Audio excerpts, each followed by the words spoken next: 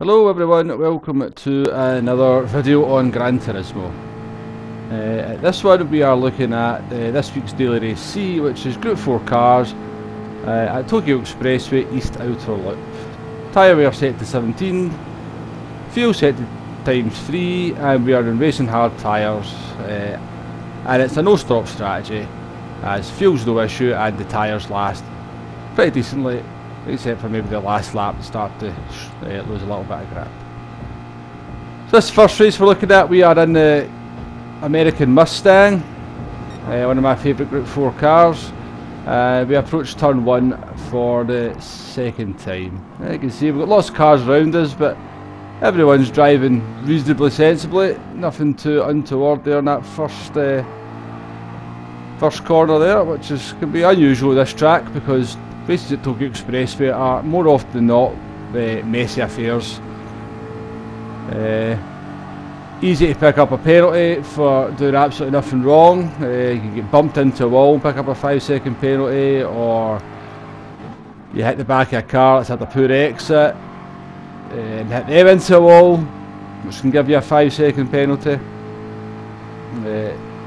It's Tokyo Expressway, well known for being a bit of a carnage fest. However, this first race that I did was, for the most part, relatively clean, which was quite surprising as it was set on the first day that the combination became available. As you can see, as we come in here to the tight hairpin, which is the scene of many an incident and accident. The drivers are giving each other room and plenty of respect, which was nice to see. So we chose the Mustang because we've got this very long straight, which takes about 50 seconds to get from one end to the other. And you need a power car. Now the Mustang is definitely a power car, but around about this point, on lap 3, I realised it's not that great when it gets to the absolute top end. Because despite being in the slipstream of the cars in front of us, we are losing ground to them. Now I think there's a Lexus, an Aston Martin, a Lamborghini and an SLS there, and we're getting caught quite easily by the Veyron. So into turn 1 for the third time. Again, you can see everyone is relatively clean, not too many mistakes made there. However, the Frenchman has picked up a 4-second penalty. I didn't actually see what that was for, but that's going to hurt him when we come into the penalty zone at the end of this lap. So the corner we're approaching now is probably the most notorious corner on the track. It's a fast left-right chicane, and it's easy to just not get the line quite right and hit the wall on the left hand side, or get the line wrong and really compromise your speed coming out of it, which is what's happened here. And the Veyron takes advantage of me being compromised to go round the outside. And what was actually a very nice move. We stick our nose back in, going into this fast right-hander, which makes him go wide and allows us to get just far enough ahead to sweep it into the left-hander ahead of him. So we're up to 11th position. And we actually started this race in 17th, having not set a qualifying time. We were trying to do a wee last to question mark challenge. Just something I like to do at the beginning of the week. So around the tight hairpin there again, everybody sort of giving each other a good room, and we're in the slipstream of the SLS in front of us. We skip forward a little bit, but you can see the two cars, the Aston Martin and the SLS, have pulled ahead, and we get overtaken around the outside by the Maroon Hurricane. We get a better run out the first corner though, and we go side by side into turn 2, but the Hurricane just manages to keep his nose alongside, so I'll leave him room. In the acceleration zone, the Hurricane pulls ahead. Now the Hurricane, definitely the car of choice this week. Most races consisting of at least half the cars being the Lamborghini, and in most cases more like 3/4. So there's an example of you getting caught up in somebody else's mistake. The Lamborghini Not getting the fast chicane quite right and compromising our run as we hit the back of them, but we still get by it and get the job done. So we've caught up to the Aston Martin SLS in front of us. Has become about halfway through lap 5. We're approaching what I sort of just called the doom chicane, but the three of us negotiate it quite nicely there. They're going to try and go side by side into these fast corners, but the SLS actually backs out of it, which is nice driving, which is actually the sensible thing to do in these corners. They really are single file. Going side by side, definitely not advisable. However, on this one, the Aston Martin gets it completely wrong, hits the wall for that famous 5-second wall bump penalty, which we've all had the misfortune of earning. And really the best tactic for this race is to just avoid getting penalties, which is easier said than done. But if you can get no penalties, you'll actually come in for a fairly decent result in this race. So three of us negotiate the hairpin there in close proximity, but again no contact, nice driving from everyone. And we do what is really the character of this race. We're going to do the slipstream battle down the longest straight in Gran Turismo, I believe.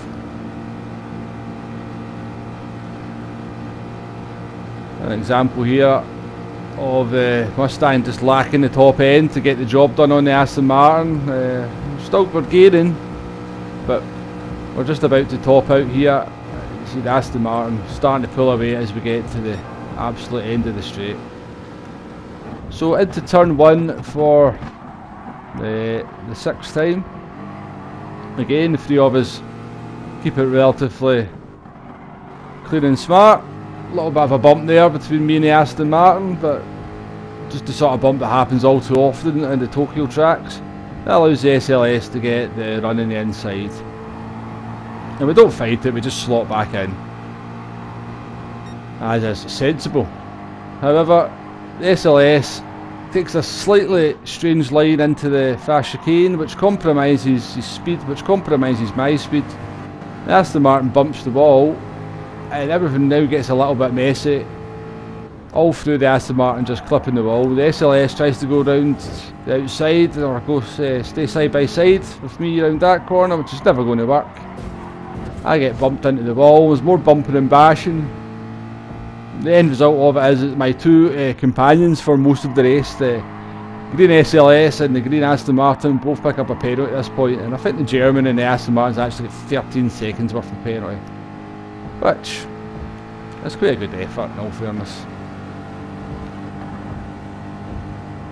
So we actually go down try to go down the inside of the Huracan there. He brakes late, but we meet the apex and we move up to 8th place as we go into the last lap. So halfway down the last lap, the Huracan's obviously passed us in the straight, been much faster, but we're still in the slipstream, and he gets there, or he or she, it's 2019 after all.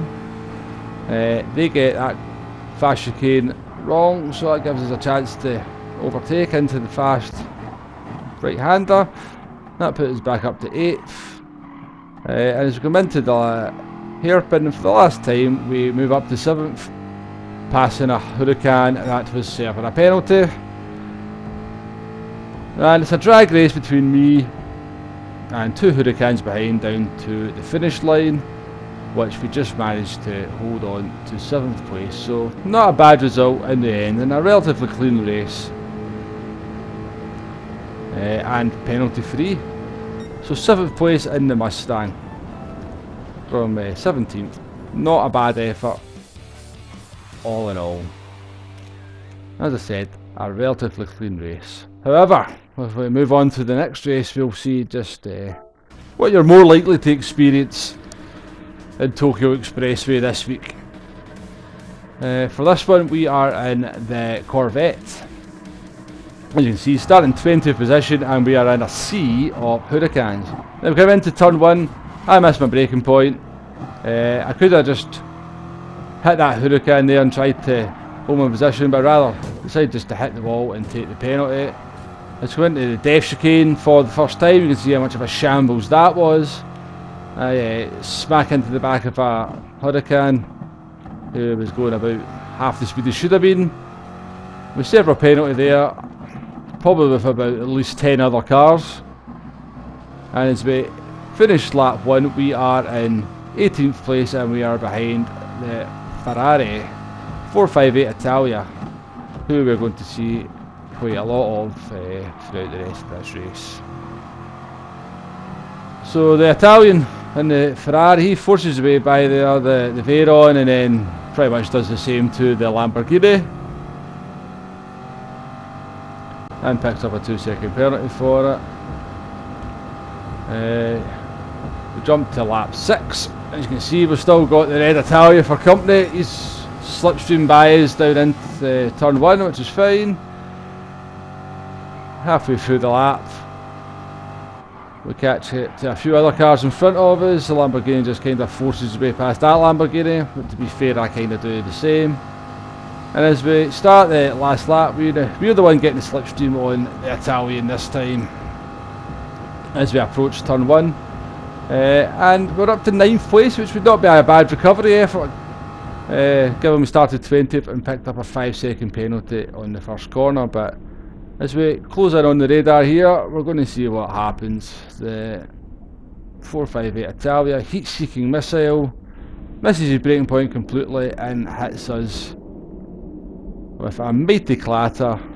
The car, we're totally out of control now. The car's sliding, the brakes are doing nothing, and we clatter into the wall and pick up a 5-second penalty through no fault of our own. So thank you very much for that.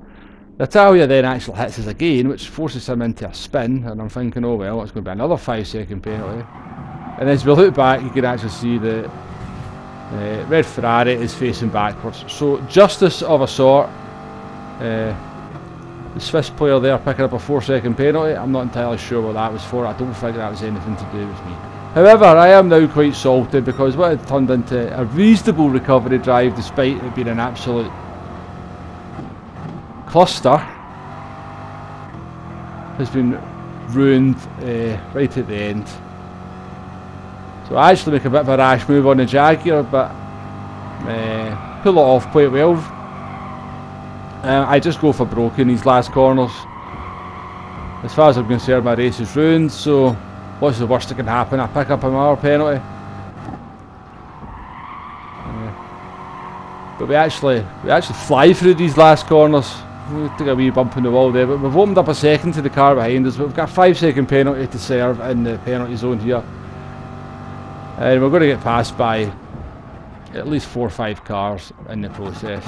There's 1, there's 2, there's 3, and there's our Italian friend. And at this point I go, nah, you are not beating me on the road. Now I know I had a 5-second penalty and I was going to be finished ahead of him anyway. But as I said, I was a little bit salty after what happened to me in the first corner, so I just made the decision, you are not finishing ahead of me in the road. So as we come over the finish line here in the Corvette, it's been a messy race. It's been a very typical Tokyo Expressway race, but we're actually going to finish in 11th place because the spiral in front of us had a penalty. So there we go. 11th place, we went up 9 positions, great race, says the game. And that, as I can imagine, is going to be a lot of people's experience on Daily Race C this week. Tokyo Expressway, just well known for being an absolute SR killer. You pick up penalties just through no fault of your own. It's easy to pick up penalties just through missing your braking point and hitting the wall just a little bit too hard. It's just one of these things that everybody knows happens when you race at this track. However, for all that, it is good fun. I think it's a lot of fun. I do enjoy racing on it, but it is also stressful. So it's definitely not one for the faint-hearted. So you sort of know what to expect. As you can see, I was just letting a little comment there, just let my feelings be known. Anyhow, thank you for watching, and we shall see you on the next one. Goodbye.